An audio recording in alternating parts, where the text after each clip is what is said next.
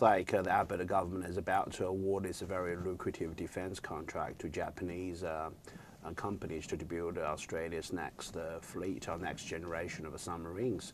What do you think this deal mean for the bilateral relationship and also for Japan? Yeah, it will be a tremendous step forward in terms of the bilateral relationship because it's such a big deal. It'll be the first major, if it goes ahead, it'll be the first major weapons export from Japan since Shinzo Abe changed the law to allow Japan to become a weapons exporter when he changed the laws which were sort of, intended to keep Japan as a pacifist nation. And in terms of us, I suppose if it goes ahead, it sort of allows us to draw a line under the previous sort of, failing submarine program and purchase something which is going to give us better defence options going forward. All right. I mean, what do you think how this deal will be seen, apart from the commercial aspect, apart from the strengthening of the bilateral relationship? How do you think a deal of this magnitude, we're talking about 20 billions, how do you think this deal will be seen in the regions like, neighbours like Korea, South Korea, especially China?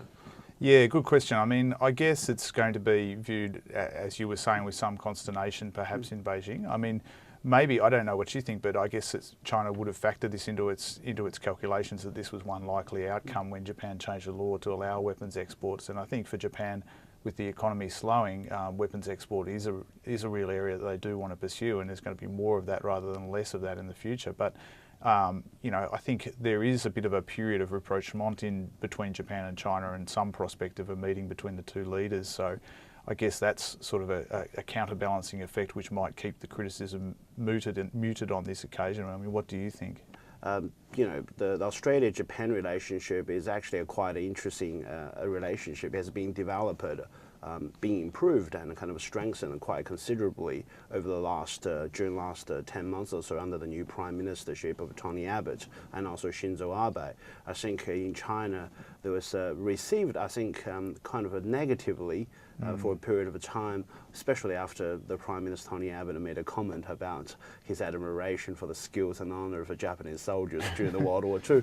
Perhaps it was taken a bit out of a context, so it stirred up a bit of a deep emotion in China, given the kind of historical problems between Japan and China. But I think now, but officially the reaction was kind of more muted, because I think China understands that Japan is a kind of a strengthening its regional alliance, and Australia is also making overtures to Japan as a security partner.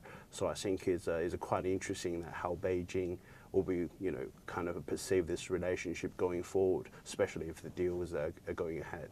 And who do you think, I mean, if there is to be a reaction from Beijing, which we think will be quite muted as we've been discussing, but who do you think the blame would fall on from their point of view?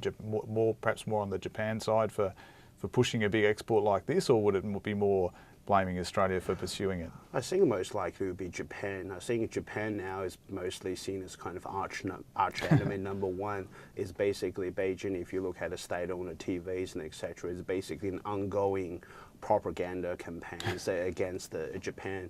So I think this deal will be perhaps most likely to be seen in the context Japan is abandoning is a pacifist the constitution.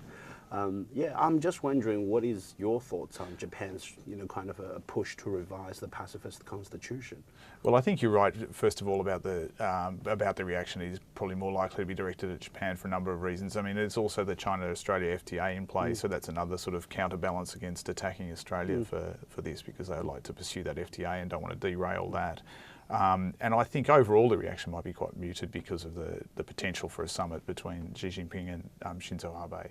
But in terms of, I think the other issue for China is it might be looking over the horizon about whether Japan can export arms to India, which I think it would probably see as perhaps a bigger threat down the track. Yeah.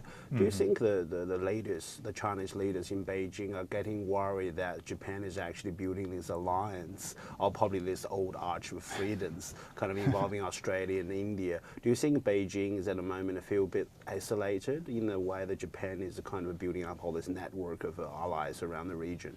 Yeah, maybe. I mean, maybe I'd be interested in what you think, but I think maybe they might be surprised by the success that he's had with that sort of anyone but China diplomacy. He has sort of visited every country in ASEAN within the first 12 months, and obviously he's had tremendous success in terms of reviving the Australia-Japan relationship on a number of fronts, and bolstering ties with the Philippines and other countries. Where Philippines is a country where he's given patrol boats to help with fisheries patrols and things like that.